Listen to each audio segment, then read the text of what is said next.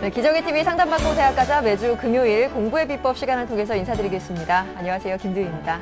안녕하세요, 수험생 여러분의 금요일 밤을 책임지는 금요일의 남자 이남승입니다. 네, 본격적인 수시 모집 기간이 되면서 이제 학생들 정말 요즘 정신없는 나날을 보내고 있을 것 같은데요. 하지만 아직까지도 지원할 만한 대학을 찾지 못해서 고민인 학생들, 특히 왜 성적이 중하위권인 학생들은 정말 고민을 좀 많이 하고 있을 것 같아요. 그렇죠.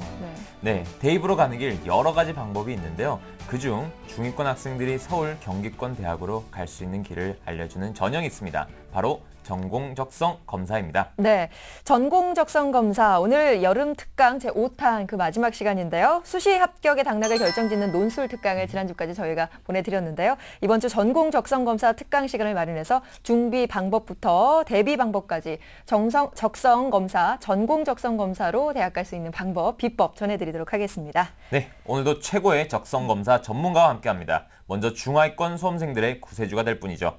적성 검사 최고의 일타 강사 이완 선생님 나오셨습니다. 안녕하세요. 안녕하세요. 수시 적성의 남자 이완입니다.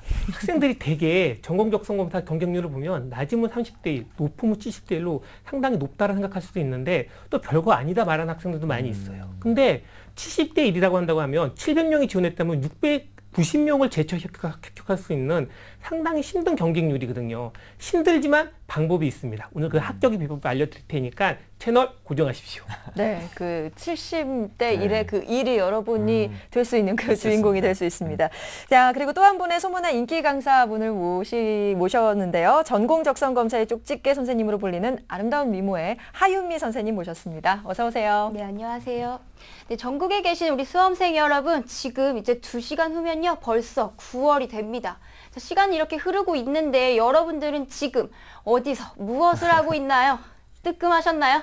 네, 우리 전공 적성 검사를 이제 대비하고 있는 학생들 어떤 식으로 대비를 해야 하는지 막막하시죠? 그렇다고 우리 막 할 수는 없잖아요. 네, 오늘 하루 동안 이 시간을 통해서 여러분들에게 알찬 정보를 제공하도록 하겠습니다. 네. 하윤미 선생님 별명이 여신이라고 들었는데요. 야, 모습 보기에는 여성스럽고 뭔가 이렇게 그러실 것 같은데 카리스마 넘치는 강의 기대하도록 하겠습니다. 오늘 적성검사의 최강자 두 분과 함께하는 시간 여러분들 기대를 해주시고요. 자, 지금이 이제 수시 모집 원서 접수가 한창입니다. 아마 9월 초 첫 주까지는 모집 기간이니까 열흘 정도 남지 않았나 싶은데 우리 수험생들은 자신에게 정말 유리한 전형을 잘 골라서 선택을 하셔야 됩니다.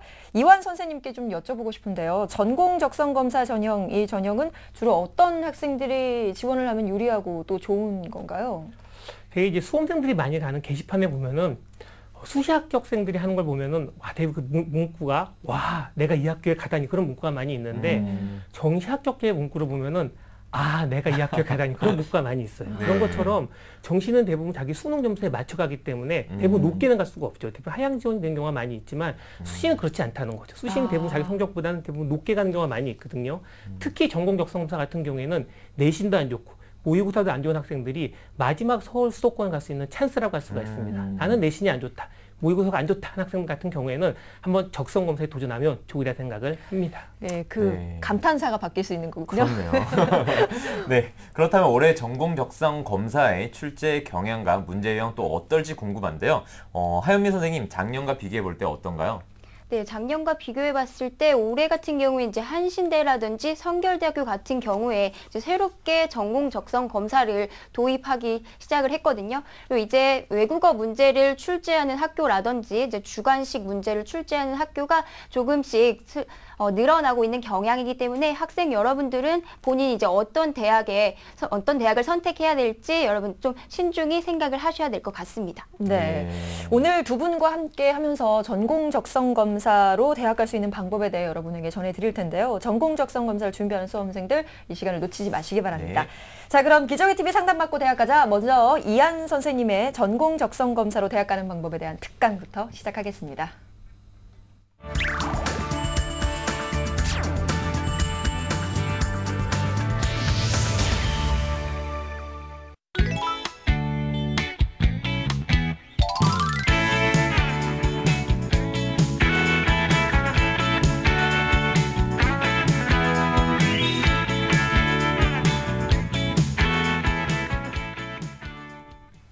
자, 내신이 안 좋은 학생들 모의고사가 안 좋은 학생들 적성검사가 최고의 기회다라고 설명을 드렸는데 사실 적성검사가 상향 지원할 수 있다고 했는데 나는 내신이 너무 안 좋은데 과연 어느 정도까지 상향할 수가 있는가 첫 번째 궁금해할 수가 있겠죠. 근데 적성검사는 정말 좋은 기회가 된다는 게 사례를 본다고 한다고 하면 작년 같은 경우에는 가톨릭대학교 합격생 사례를 쭉 보면은 내신 같은 경우에는 3, 4등급 정도 합격한 학생들이 되게 평균 합격자로 갈 수가 있었고 그다음에 적성검사는 120문항 중에서 92문항 정도 맞은 학생이 되게 평균 합격이라고 할 수가 있었습니다. 근데 과연 내 내신이 만약 7등급이다, 8등급이다, 한 8등급 정도 된다. 그러면은 몇 개 정도 맞으면 되냐면 아까 3, 4등급 학생 같은 경우에는 120개에서 90개라고 그랬죠. 근데 7등급, 8등급 학생 같은 경우에는 한 97개, 8개 정도 맞으면은 내신 3, 4등급 학생들을 제치고 합격할 수가 있다라고 하는 거죠. 그러니까 거의 내신의 꼬레비, 거의 밑바닥인 학생들도 전공 적성 검사로 만회할 수 있는 최고의 전형, 그것이 바로 적성검사 전형이라고 할 수가 있고 실제 선생님 제자 중에서도 명지대학교를 7.2등급인데 자연계 학생이 합격하는 경우도 있었습니다. 네. 근데 사실 명지대학교 전형을 분석해 보면 6등급이 마지막 선이거든요. 그런데도 불구하고 적성검사 거의 다 맞으면은 7등급 학생도 합격한 경우가 있다라고 하는 거죠. 그렇게 적성검사가 거의 내신은 거의 어떤 내신이도 다 만회하고 합격할 수 있는 전형이 바로 적성검사 전형이라고 할 수가 있습니다. 그런 적성검사 전형이 실제 수시 1차와 2차 어디가 있는지 관련된 내용을 한번 같이 보도록 하죠. 자, 먼저 보시면 1차 대학 화면을 확인해 본다고 하면은 적성검사 1차 대학 같은 경우에는 강남대, 서경대, 한국기술교육대, 명지대, 을지대, 가천대, 수원대, 경기대, 한국산업기술대, 한성대, 성결대학교, 단국대 천안, 가톨릭대학교, 세종대학교 등 총 14개 학교가 있고요. 그다음에 수시 2차 보면은 수시 2차 전공 적성검사 실시하는 대학 보면은 한양대 에리카, 한국외대 글로벌 캠퍼스, 가톨릭대학교, 중앙대 안성 캠퍼스, 그리고 강남대학교, 강원대학교, 고려대 세종 캠퍼스, 을지대, 수원대, 한신대, 단국대, 가천대 등 총 12개 학교가 있다라고 할 수가 있습니다.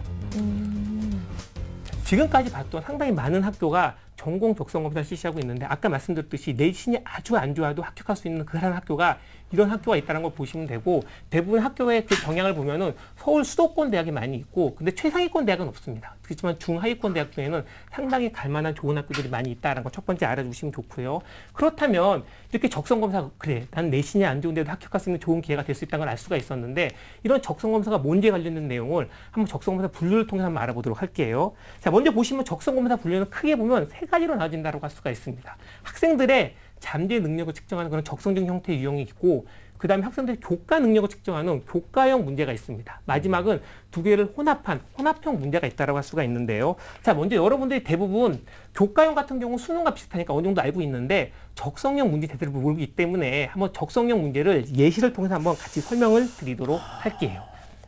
자, 먼저 우리가 첫 번째 문제를 보면은 물음표에 들어갈 도형을 찾기 쉬운 형태 문제가 첫 번째 문제라고 할 수가 있거든요. 그럼 앞에 세 개의 도형이 있죠. 그럼 그 세 개의 도형의 변화를 보고 그 변화가 각각 어떻게 변하느냐를 보고 그 물음표에 들어갈 도형을 찾는 들어갈 도형을 찾는 문제가 바로 첫 번째 문제라고 할 수가 있는데 그 도형의 변화를 보면 그 변화가 어떻게 되는지 하나하나 일일이 봐야 됩니다. 하나하나 일일이 봤을 때 정답이 아마 3번이 나올 거라고 할 수가 있는데 잠깐만 다시 저를 한번 보도록 하죠. 자, 지금 잠깐 칠판을 보고 같이 보면요. 자, 이 문제 같은 경우에는 총 16칸의 사각형이 있죠. 그럼 자, 16칸의 사각형이 이렇게 있습니다. 자, 지금 진행하시는 MC분들이 당황하고 있지 시킬까봐 너무 두려워하지 마시고요. 첫 번째 보시면 첫 번째는 이렇게 색이 칠해져 있습니다. 그리고 여기 색이 칠해져 있죠. 그 다음에 두 번째 도형의 변화를 보면 또 어떻게 변화가 있고 또 어떠한 변화가 있습니다. 근데 그 다음에 여기에 올 도형이 뭐냐를 물어본 형태 문제가 첫 번째 문제인데 이렇게 접근하면 된다는 거죠. 첫 번째 뭐냐면 일반적으로 적성 능력이 좋다는 학생 같은 경우에는 전체를 보지 않고 일부의 특징을 잘 보는 능력이 있습니다. 즉 이게 복잡한 도형이면 도형일수록 전체를 보기가 되게 힘들 거 아니에요. 그랬을 때 능력 있는 사람들은 조금 나눠서 본다라고 하는 거죠. 그랬을 때 이런 것도 마찬가지로 학생 중에 조금 적성 능력이 좋다는 학생 같은 경우에는 이렇게 나눠서 봐요. 나눠서 봤을 때 먼저 요거에 대한 움직임을 먼저 보고 그 다음에 이거 안에 있는 도형의 움직임을 보는 거죠. 그럼 요거의 움직임을 딱 보시면은 아까 문제 보면은 명확히 보인다고 하는 거죠. 자, 무슨 말이냐면은 두 번째 그림 보면은 요 밖에 있는 도형만 본다 그러면 두 번째 그림 같은 경우는 여기 이렇게 들어가 있죠. 이렇게 들어가 있습니다. 그렇죠. 한 칸씩 움직이 딱 보이죠. 이렇게 나눠서 보면 쉽게 볼 수 있다는 거예요. 가운데 있는 것도 마찬가지로 보면 첫 번째 여기 있던 게 두 번째는 여기 색칠되어 있죠. 그럼 이것도 마찬가지로 시계 방향으로 네. 한 칸 움직였다는 반시계 방향이죠. 반시계 방향 움직였다는 게 보이는 거죠. 그렇게 분류해서 보는 것이 첫 번째 적성적인 능력이라고 할 수가 있는 겁니다. 저 이 부분의 적성이 좀 맞는 것 같은데요. 아, 그러십니까? 저는 딱 그렇게 보이던데요. 네, 좀 더 어려운 문제 한번 테스트 한번 해보도록 하고요. 그 다음에 뭐냐면 또 이런 형태가 있습니다. 이게 아까 첫 번째는 전체를 보지 말고 일부를 보라는 게 첫 번째 방법이라고 한다면 두 번째 방법, 더 좋은 방법이 있는데 이런 게 있어요. 얘의 움직임을 먼저 보라고 그랬잖아요. 근데 얘의 움직임을 보는 것보다 좀 더 머리가 좋거나 적성적 능력이 뛰어난 학생들은 반대로 본다는 거죠. 자, 무슨 말이냐면은 여기 하얀색 사각형을 보는 거예요. 첫 번째 하나가 있죠. 두 번째 두 개가 있어요. 세 번째 세 개가 있어요. 그럼 네 번째 네 개를 있는 걸 보면 한 번에 딱 나온다고 하는 거죠. 그렇기 때문에 이런 형태 문제는 딱 보자마자 5초 내로 찾아내는 그런 대표적 형태 문제 중에 하나가 바로 첫 번째 나온 문제라고 하는 거죠. 여러분들의 적성 능력 좋다. 나는 적성 검사를 잘 공부한다는 학생 같은 경우에는 이거의 변화가 뭔지만은 막 머리를 싸매 두고 보는 게 아니라 이런 형태 적성적으로 많이 빨리 문제를 풀 수 있고 쉽게 풀 수 있는 그런 방법, 그 방법을 잘 찾는 학생들이 적성 검사적인 유형 문제를 올바로 공부하는 그런 학생이라고 할 수가 있습니다. 네, 풀이 방법이 또 다른 걸 보니까 오 정말 새로운데요, 느낌이. 예. 그럼 두 번째 문제를 한번 같이 볼까요? 자, 두 번째 문제를 보면요. 이렇게 되어 있습니다. 뭔가 방정식을 구하는 형태 문제 같은데 정민의 학교의 작년 입학생 수는 여학생 수가 남학생 수의 5분의 4였고 올해는 여학생이 5% 늘고 남학생이 2% 줄어서 입학생이 182명이 되었다.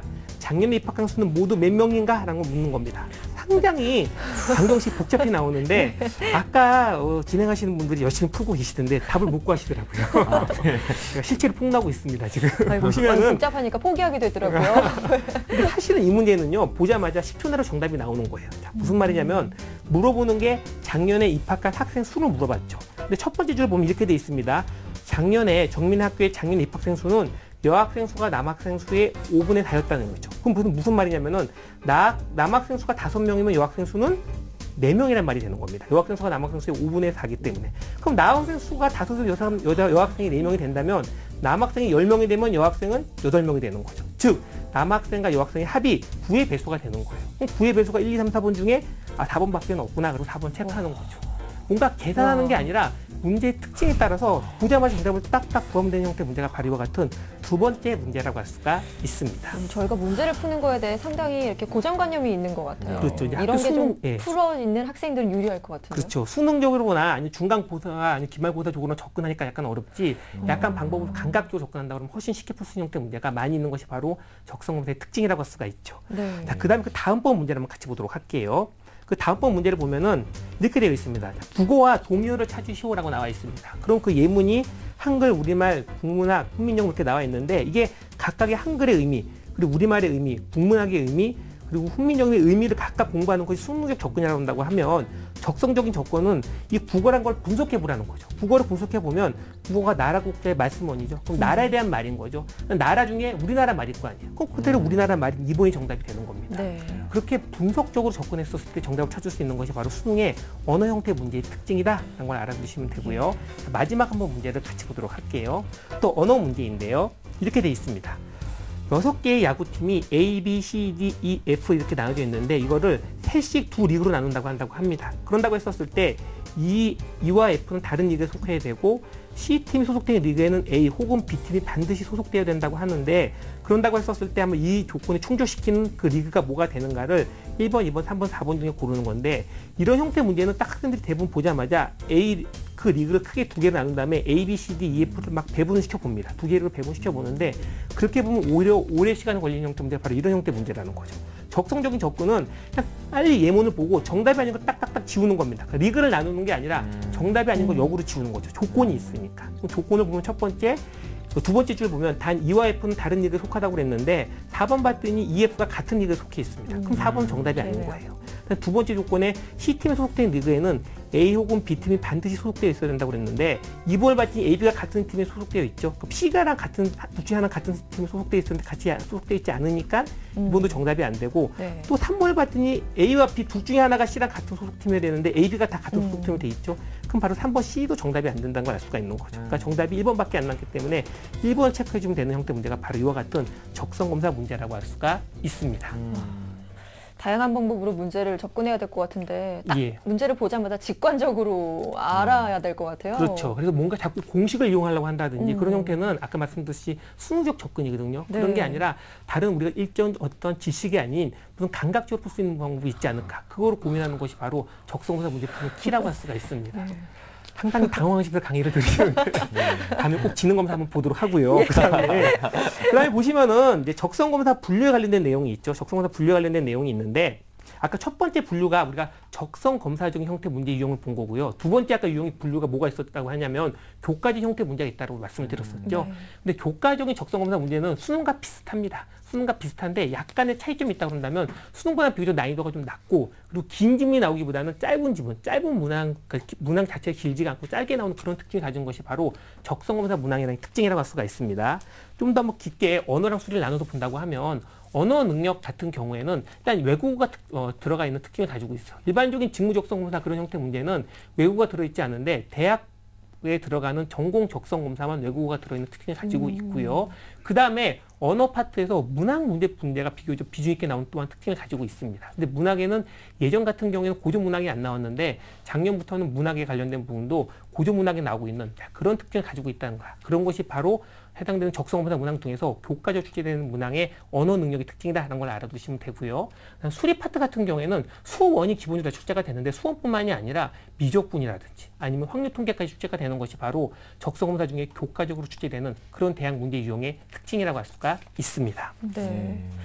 전공 적성 검사를 분류해 보면 그러니까 잠재 능력을 확인할 수 있는 적성형이 있고 교과서 저희가 학교에서 학생들이 학교에서 배우는 내용을 토대로 하는 교과형 그리고 이 두 가지가 합쳐진 게 혼합형이라는 말씀이시죠? 예. 그래요. 이렇게 적성고사를 실시하는 대학과 함께 적성고사 유형까지 분류해서 자세히 좀 설명을 해주셨는데 처음 듣는 저희도 아 그렇구나 이런 느낌이 확 와닿게 많은 도움이 된 것 같은데요. 기출 문제도 각 대학마다 나와 있는 거잖아요. 예. 아무래도 그것도 많은 도움이 될 것 같습니다. 네. 자, 그렇다면 이어서 적성검사 학습 방법과 지원 전략도 알려주신다고 하는데요. 이완 선생님, 적성검사 어떻게 준비해야 되나요? 자, 먼저 어떻게 공부하는지에 관련된 학습 방법을 한번 같이 보도록 할게요.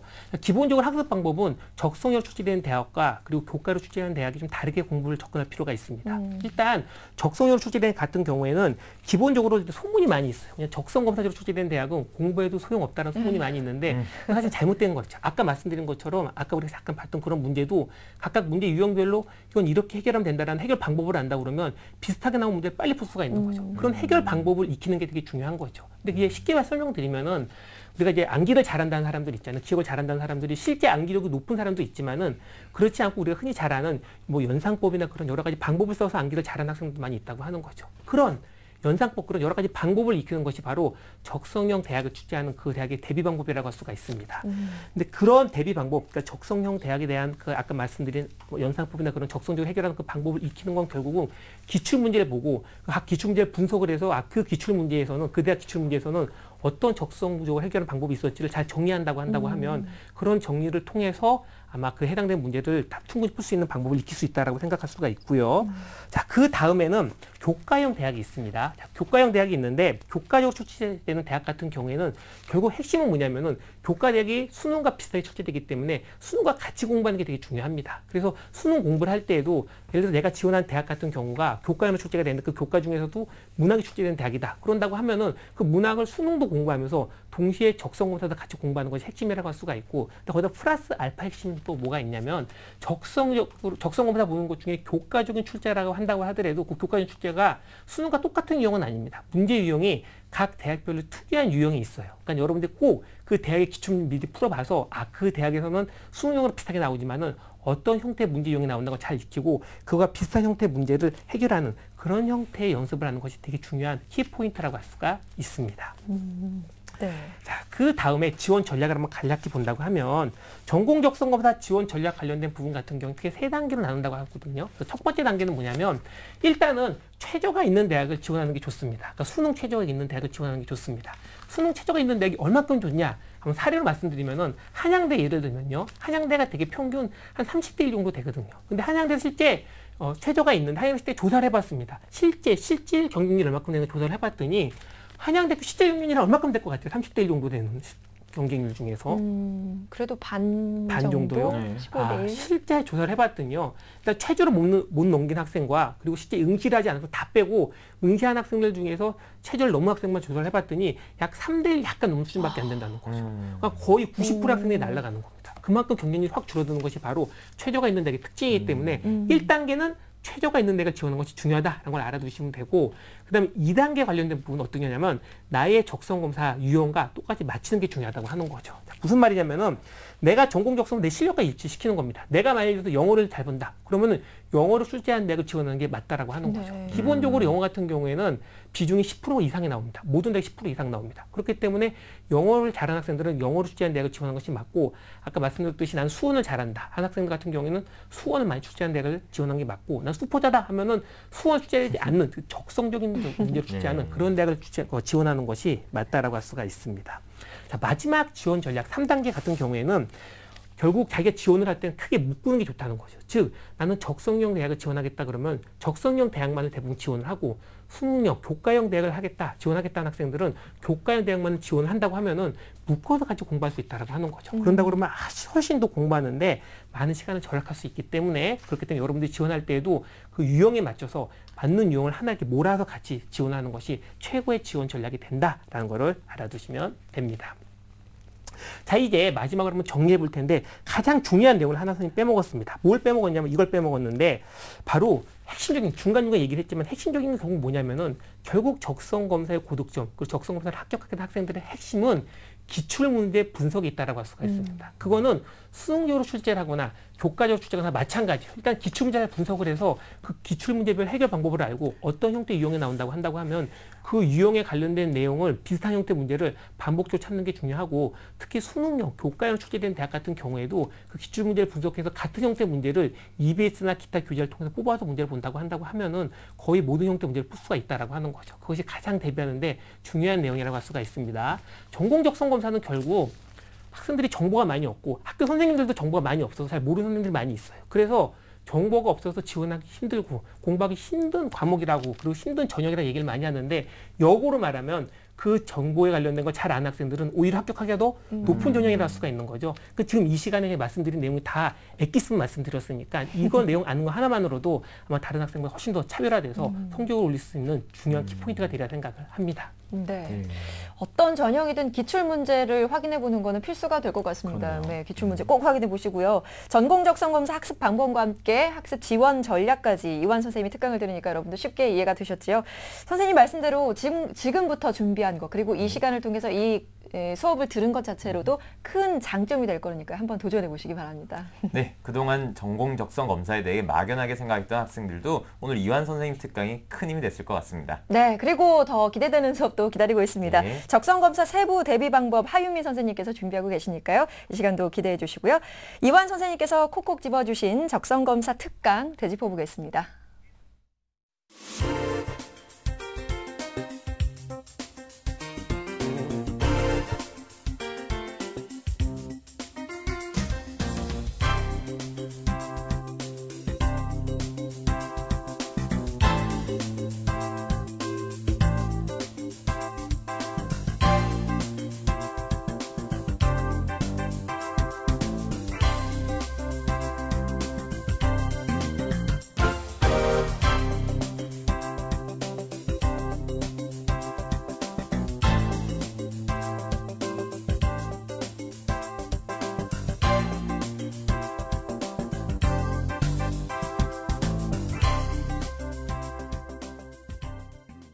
뉴스, 생활 정보가 가득한 TBS TV. TBS TV는 케이블 TV와 IPTV, 지상파 DMB TV, TBS 교통정보 앱 외에도 서울 지하철 객실내 TV나 PDP TV, 또 인터넷을 통해서도 만날 수 있습니다. 기분 좋은 방송 TBS TV를 지금 바로 경험하세요.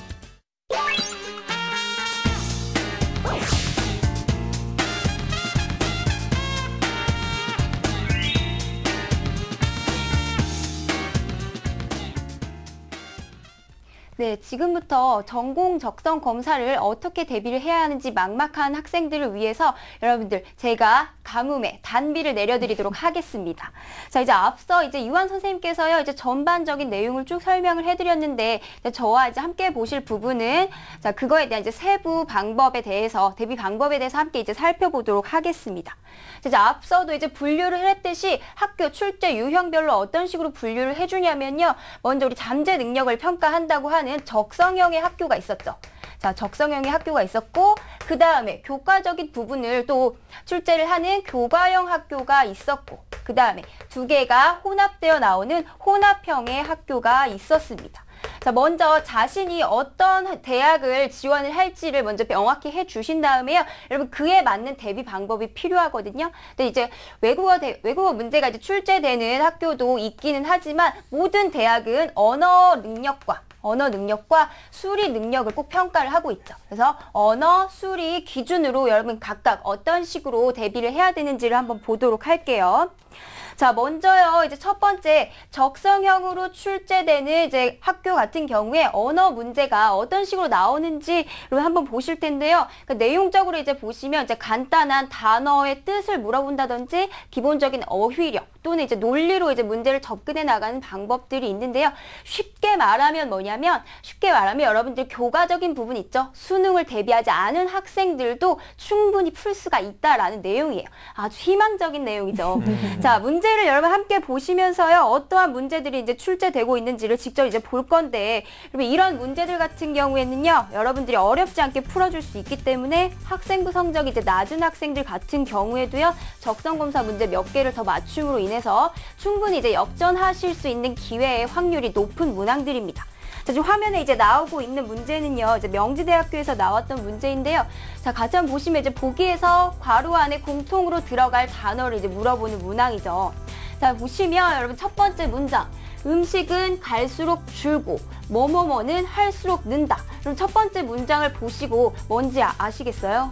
네, 저는 한번 살펴봐서 알겠더라고요. 첫 번째 문장만 보셨을 때 약간 헷갈리셨던 부분도 있으시죠? 네. 자, 그래서 이제 두 번째 문장으로 넘어가 보도록 하겠습니다. 자, 괄호를 안 하면 귀신도 모른다라고 하는 말. 자, 대부분의 학생들이 위에 한두 문제만 보고 뭔지 아리송해라고 하는데요. 여러분 끝까지 한번 보세요. 마지막 문장까지 보셨을 때 제일 마지막에 나오는 거 괄호 안에가 C가 된다. 뭐가 C가 된다죠? 말이죠. 그렇죠. 말이 C가 된다죠. 그리고 마지막 문장 같은 경우에는요, 모두 다 익숙하게 들어본 문장입니다. 그래서 문제를 이제 접근을 하실 때 전반적으로 다 알려고 하지 마세요. 여기서 모르는데 뭐지 이런 식으로 계속 고민을 하지 마시고 쭉 한번 보면 반드시 한두 문항 같은 경우에는 쉬운 힌트가 되는 문항들이 있다라는 겁니다. 그래서 그거를 이제 힌트를 집어서 보기로 답을 찾아주시는 문항의 경우였어요. 명지대 방금 이제 봤던 문제 같은 경우에는요, 그러한 문제 있죠. 괄호 안에 들어가는 형태의 그 문제를 찾는 게 계속 출제가 되고 있기 때문에 여러분 아까도 계속 강조를 드렸듯이 기출문제를 통해서 어떠한 문제들이 나오고 있는지를 꼭 확인을 해주실 필요가 있고요. 자, 그 다음 문제를 한번 화면을 통해서 보도록 하겠습니다. 자, 이제 다음 문장 같은 경우에 이제 경기대에서 출제된 문제인데요. 자, 문장을 읽고 키가 작은 순서대로 배열한 것을 고르시오라고 되어 있죠. 여러분 이런 문제 같은 경우에는요, 자, 문장을 보시고 그 다음에 간단하게 이제 수식이라든지 그 상황에 대한 것을 그림으로 표현을 해주시면 좋아요. 자, 어떻게 나와 있냐면, 자, 경은이는 다슬이보다 작고 예원이보다 크다라고 하죠. 그 다음에 미영이는 다슬이보다 작고 경은이보다 크다라고 합니다. 자, 칠판을 보시면은요, 경은이라고 하는 학생은 다슬이보다 작고 예원이보다는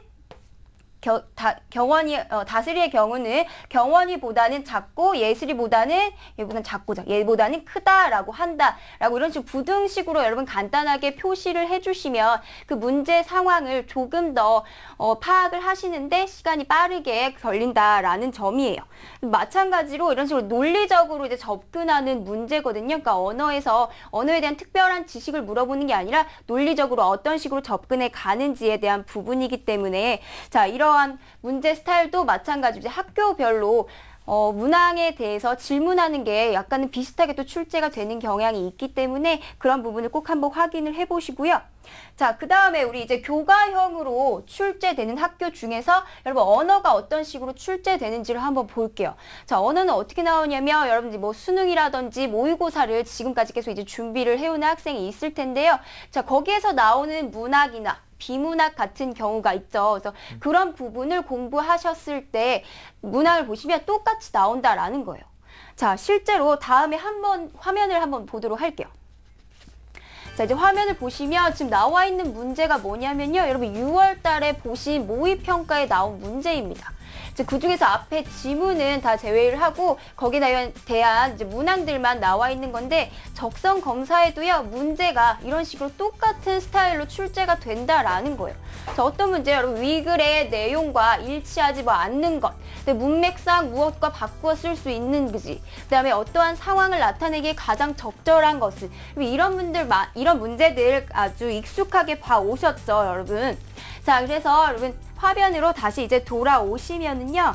자, 이런 식으로 평소에 언어 영역을 물어보는 수능이라든지 모의고사에서 출제되었던 문제들 그대로 물어보고 있기 때문에 여러분 쉽게 접근하실 수 있다라는 부분이요.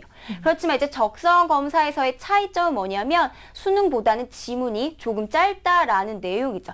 지문이 짧기 때문에 답을 맞추기도 조금 더 수월한 면이 있겠죠. 네, 그래서 자, 평소에 언어 영역에 강점을 보이는 학생이라든지 아니면 뭐 책을 많이 읽었다라든지 문항 지문을 파악하는 학생들, 그러한 실력이 높은 학생들 같은 경우에는요, 이러한 적성형, 교과형으로 이제 보는 학교를 지원하는 게 조금 더 유리할 수도 있다라는 부분입니다. 네.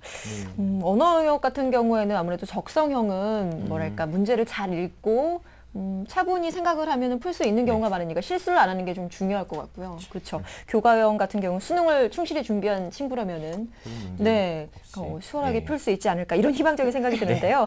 아니, 적성보다 유별한 수험생들에게 기출 문제를 또 강조를 아무리 해도 지나치지 않을 것 같다는 생각도 들고요. 네.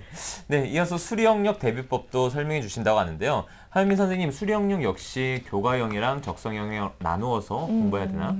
네, 역시 수리도 마찬가지로 여러분 어떤 대학을 지원하실지에 따라서 이제 대비 방법이 다른데요.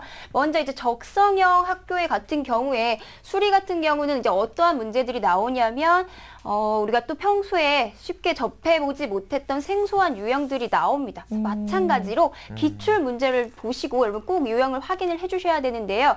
자, 예를 들어 이제 수리 추리력이라든지 이제 공간 지각력을 요하는 문제들이 많이 나오고 있거든요.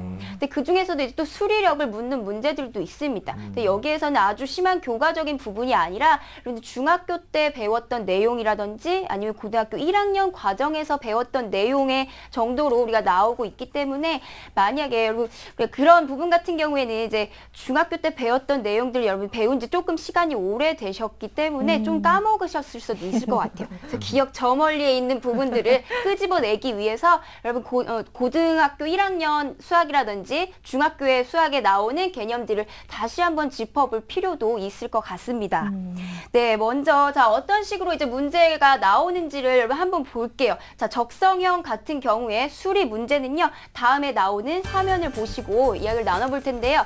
자, 먼저 이 가톨릭 대학교에서 출제되었던 문제입니다. 자연수 중에서 연속한 두 짝수를 곱했더니 24가 되었다. 두 수를 더한 값은 이라고 나오는데요.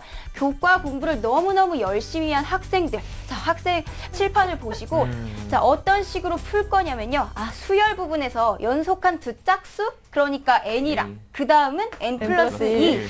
다들 아시네요. 자, 두 개를 곱했더니 뭐 얼마 해서 여러분 2차 방정식 풀어주실 텐데요. 너무 식을 세우려고 연연해 하지 마세요. 자, 그냥 곱해서 24가 되는 경우가 언제 있나요? 여러분 9구단을 외자했을 때 언제? 6, 4, 24. 그쵸. 여러분 6하고 4 경우가 바로 떠오르셔야 돼요. 자, 혹시나 12와 2를 떠오르실 수도 있는데 문제의 조건에서는 연속한 두 짝수였기 때문에 여러분 6과 4를 떠올려 주시면 돼요. 그래서 두 수의 합인 10을 답으로 이제 고르는 문제였습니다. 이런 식으로 이러한 문제가 나왔을 때 적성형 같은 경우에는 특히나 식으로 물론 풀려면 풀 수야 있겠지만 그런 식으로 하다 보면 시간이 또 너무 오래 걸리기 때문에 그러지 마시고 딱 감각적으로 바로 이렇게 답을 유추해내실 수 있는 연습을 많이 하실 필요가 있을 것 같습니다. 네, 그 다음 문제도 한번 볼까요? 역시나 이제 적성형에서 나오고 있는 수리 문제인데요. 다음 이제 화면을 한번 보시면 자, 이건 이제 중앙대학교에서 출제된 문제입니다. 여러분 이제 수열의 규칙을 찾는 부분이에요. 우리 같이 한번 찾아볼까요? 자, 이제 보시면 자, 거기에 나와 있는 수열을 먼저 봤을 때 뭘 파악을 하셔야 되냐면 세 개의 수가 묶여 있구나라는 거를 먼저 파악을 해주셔야 돼요. 자, 그럼 칠판으로 돌아와서 어떤 부분이었냐면요. 3, 8, 4였고 그 다음에 7, 3, 1이었습니다. 실제로 이 두 개만 가지고서도 규칙을 찾아낼 수가 있었는데요. 그래서 문제는 14와 5, 그 다음에 네모 이러한 부분이었죠. 자, 대부분 이런 식으로 세 개가 묶여져 있는 수열 같은 경우에는요. 어떤 식으로 접근을 하셔야 되냐면 자, 앞에 나와 있는 두 수를 이용을 해서 세 번째 나와 있는 수를 이끌어내셔야 돼요. 대부분의 문제가 이런 식으로 접근을 하셔야 돼요. 자, 그럼 3이라는 숫자와 8이라는 숫자를 이용을 해서 어떤 식으로 4가 나올 수 있을까요? 이 정박 뭐죠? 곱해서 곱하면... 뒷자리. 네, 곱하시면 1의 자리 숫자에 해당하는 부분이 여기에 오죠. 자, 그럼 그게 맞는지 옆에 걸 통해서 또 한번 확인을 해보시는데요. 두 개를 곱하면 21. 그래서 1의 자리수 1을 써주시면 되는 겁니다. 자, 그럼 얘는요. 얘는 곱했을 때 앞에는 상관없을 것 네, 같아요. 앞에는 이제 상관이 없죠. 여러분 이거 다 곱하고 계시면 안 돼요, 여러분. 그렇기 때문에 뒤에 1의 자릿수만 확인을 해주시면 돼요. 그래서 1의 자릿수는 0이 된다라는 거를 여러분 수열의 규칙으로 찾아주시면 됩니다. 자, 그래서 이러한 이제 수열의 규칙 같은 경우에는 우리가 교과적으로 배우는 뭐 등차 수열이라든지 등비 수열에 해당하는 내용이 절대 아니에요. 약간 이제 까다롭거나 조금 더 복잡한 형태가 나올 수 있기 때문에 꼭 확인을 해주셔야 되는 부분인데 어떠한 학교 같은 특정 학교 같은 경우에는 만약에 지금처럼 뭐 곱해서 1의 자릿수가 뒷자리에 나온다라는 규칙이 출제가 되었다면 그럼 다음에 혹은 또 그 다음에라도 언제든지 출제가 될 가능성이 있습니다. 똑같은 규칙을 가지고 숫자만 바꿔서 출제가 될 수가 있기 때문에요. 그동안 이제 기출되었던 특히 수열의 규칙 같은 경우에는 어떠한 규칙들이 나오는지를 꼭 반드시 확인을 해주실 필요가 있을 것 같습니다. 그래서 자, 너무 식으로만 세우려고 하지 말고 자, 그 다음에 해당 기출 문제를 통해서 그동안 어떠한 규칙들이 나왔는지를 같이 한번 확인을 해보시면 적성형으로 출제가 되는 수리 부분 같은 경우에 대비를 해주실 수가 있을 것 같습니다. 네. 수리 적성형 문제는 재밌는데요. 네, 그게 재밌는데요. 네, 그 다음에요. 우리 이제 교과형 학교를 한번 보도록 하겠습니다. 교과형 학교 같은 경우에 수리 막막하시죠, 여러분? 제일 막막한 부분일 것 같아요. 언어보다도 여러분 수리를 네, 어려워하는 학생들이 많아서 자, 여기서는 이제 교과형 같은 경우에는요, 이런 모든 교과 범위를 다 포함을 하는 게 아니라 특히 문과생들이 공부하는 수리 나형 부분 있죠. 그 정도에서만 여러분 출제가 됩니다. 대부분. 그래서 수원이라는 단어, 수원하고 미적분과 통계 기본이라고 하는 부분에서만 여러분 범위가 제한이 되어 있기 때문에 그 부분만 이제 한번 보시면 될 건데요. 자, 얘는 이제 어떤 식으로 문제가 나오냐면요. 난이도 같은 경우에는 실제 수능이나 모의고사 같은 경우에서 봤을 때 4점짜리를 요구하진 않습니다. 그러니까 2점이라든지 3점 정도에 해당하는 그 난이도 수준으로 문제가 출제가 되고 있어요. 자, 여러분 실제로 자, 다음 화면을 통해서 어떤 문제들이 나오는지를 확인을 해보도록 할게요. 자, 문제 기출 문제를 보기 전에 막막하시나요? 네, 어떤 문제냐면요. 여러분 얘도 마찬가지로 6월 달에 고3 학생들이 본 실제 모의 평가입니다. 그 중에서 5번 문제에 나왔던 문제예요. 자, 어떠한 문제냐면 함수의 이제 극한인데 극한값을 보냈을 때 분모가 0으로 수렴하면 분자도 0으로 수렴해야 한다라는 내용을 가지고 문제를 풀어주시는 거죠. 자, 그 다음 문제 한번 어떤 걸 비교를 해볼 거냐면요. 얘는 이제 외대에서 출제된 문제인데요. 자, 마찬가지예요, 여러분. 문제 형태가 비슷하죠. 마찬가지로 함수의 극한을 보내는데요. 분모가 0으로 갈 때 분자가 0으로 간다라고 하는 내용을 가지고 같은 개념을 가지고 여러분 풀어주시는 거예요. 자, 그런데 두 개의 어떤 차이점이 있냐면 자, 외대 같은 경우에는요. 문제를 이제 보시면 쭉 했을 때 자, 깊은 설명은 안 하겠어요. 수리적인 부분이기 때문에. 자, 여러분, 분모가 0으로 가요. 그럼 분자도 0으로 간다라고 했어요. 그래서 이제 분자가 0으로 간다라는 내용만 알면 답이 바로 그거를 물어보는 거였어요. 아, 분자가 0으로 가는구나, 라는 걸 물어보는 거였습니다. 그런데 우리 아까 모의평가에 나왔던 문제는 어떤 거였냐면, 자, 분모가 0으로 갑니다. 그리고 분자가 0으로 갔을 때, 자, 그러면 이것은 무엇일까요? 라고 또 추가적인 문항을 주죠. 차이점을 아시겠나요? 그러니까 이제 뭐 수능이라든지 모의고사는 단순하게 어떤 개념 하나만을 묻고 있는 게 아니잖아요. 그 개념을 통해서 다른 복합적으로 이제 요구하는 이제 문제들이 많은데 특히나 외대 같은 경우에는요, 단순하게 그 개념 하나만을 묻고 있는 문제가 많다라는 거예요.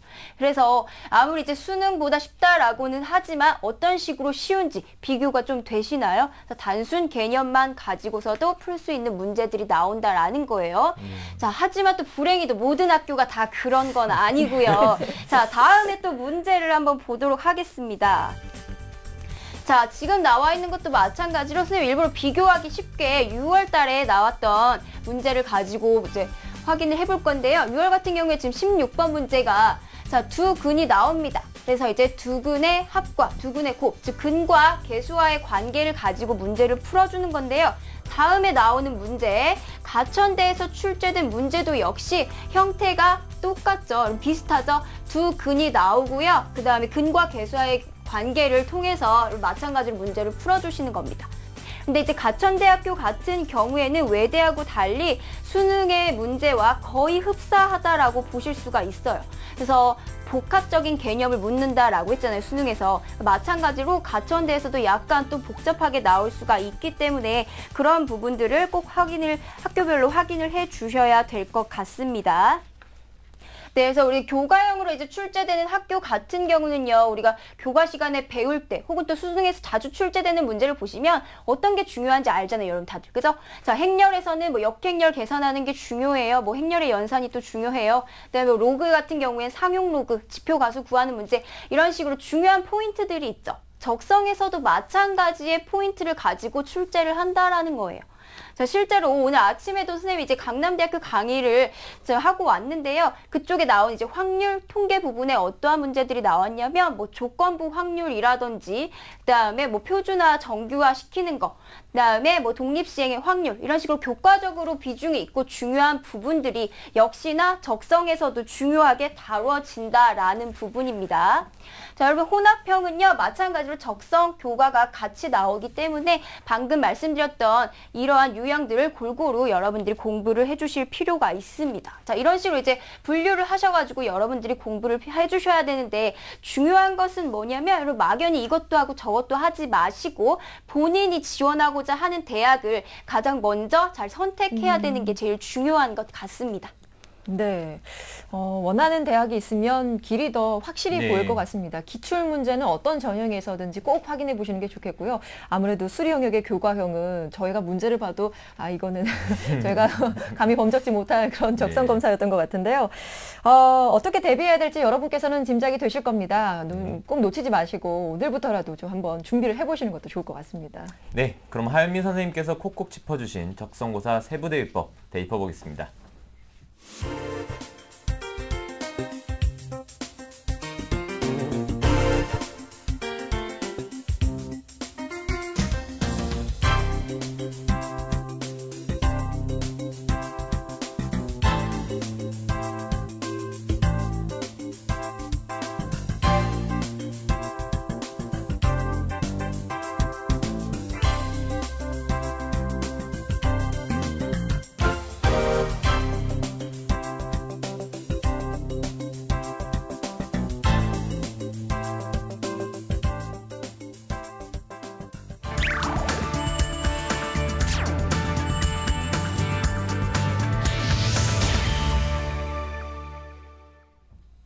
네, 오늘 전공 적성 검사 여러 가지 이야기를 들으면서 참 많은 것들을 느끼게 해주셨는데요. 여러분께도 전공 적성 검사에 대비한 최선을 다하시길 바라는 마음이 있고요. 그리고 마지막으로 두 분 선생님께서 하고 싶은 말들이 참 많으실 것 같은데 우리 수험생들에게 응원 겸 조언도 한마디씩 부탁드릴게요. 먼저 이완 선생님부터 해주시죠. 적성 검사에서 적성이라는 그 멘트 자체의 의미가 잠재 능력이라는 거거든요. 그러니까 지식이 아니라 그 잠재 능력을 측정하는 것이 바로 적성 검사라고 할 수가 있는데 그 잠재 능력은 지금의 지식도 중요하지만 여러분의 그 지식의 상태가 중요합니다. 그 뇌에 대한 상태가 중요한데 그 뇌에 대한 상태를 극대화시키는 가장 중요한 것이 바로 자신감이라고 할 수가 있어요. 난 이 대학에 합격할 수 있다. 난 반드시 좋은 점수가 나올 수밖에 없다라고 자신감을 갖고 한다고 하시면은 분명히 좋은 결과가 있으리라 생각을 합니다. 네, 하유미 선생님도 한마디 해주시죠. 네, 여러분들 지금 상당히 지치고 힘들다는 거 너무나 잘 이해를 합니다. 하지만 이제 여러분들 스스로 나는 할 수 있다라고 자신감을 갖는다면요. 여러분들은 이제 스스로 그것을 충분히 해낼 수 있는 힘을 얻는다라고 하죠. 네, 여러분들 시간이 얼마 남지 않았지만 너무 초조해하지 마시고 여러분들 목표 대학을 확실히 하고 그에 맞게 공부를 하신다면요. 여러분 충분히 합격의 기회를, 합격의 영광을 누리실 수 있을 겁니다. 네, 블루오션이라고 해야 할까요? 이 분야는, 이 전형은요. 여러분 자신감을 갖고 도전해 보셨으면 좋겠습니다. 오늘 함께해 주신 이완 선생님 그리고 하유미 선생님 고맙습니다. 네, 다음 주 금요일부터는 9월 모의평가를 끝낸 이후 본격적인 수능 준비에 들어간 우리 수험생들을 위해 영역별 공부 비법 특강이 시작됩니다. 그 첫 번째 시간으로 언어영역 공법 특강을 마련했으니까요. 많은 시청 바랍니다. 네, 그리고 모의평가 잘 보시길 바라겠고요. 저희는 다음 주 이 시간에 다시 찾아뵙겠습니다. 함께해 주신 여러분 고맙습니다.